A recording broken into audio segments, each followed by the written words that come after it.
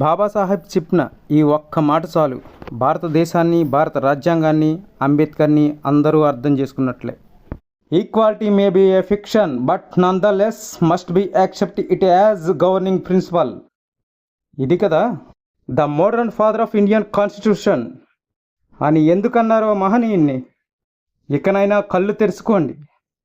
కక్కుసులు బొక్కే ఎంగిలి మెతుకులకై ఆశలు పడే ఊర కుక్కల్లారా, సంతలో పశువుల పెండ బొక్కే భక్షితులారా, మీరు చెప్తున్న ఈ లక్షల సంవత్సరాల్లో ఏ ఒక్కడి నోటి నుంచైనా ఇంత గొప్పటి మాట వచ్చిందా?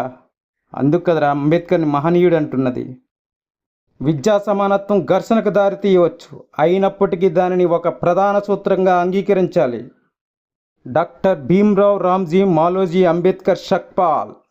బాబాసాహెబ్ చెప్పిన ప్రతి మాట రాతయును మంచి ముచ్చాలై రాలిన మన ముంగిటి సిరిల నోట తేట తెలుగు ఎరుకల తొలి భాషనేరా. గీ బెట్ బ్లాచ్ జంజున్ సవరణ ఆప్గోబే. సమానత్వం, మానవత్వం చెప్పే చోట హార్ష్గా మౌర్య మాట్లాడుతున్నాడు, కఠినంగా అనుకోవచ్చు కొందరు. అదే కదా అంబేద్కర్ అంటే, దాన్నే కదా ఘర్షణ అంటున్నాడు.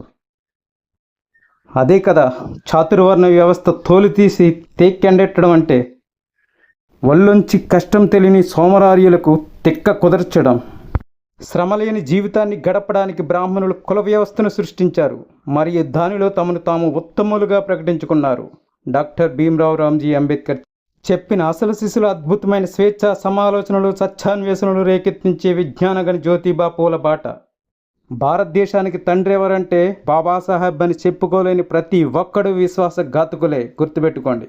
శూద్రాతి శూద్రులారా, అంబేద్కర్కు ఉన్నంత కోపం నాకైతే లేదనుకుంటున్నా.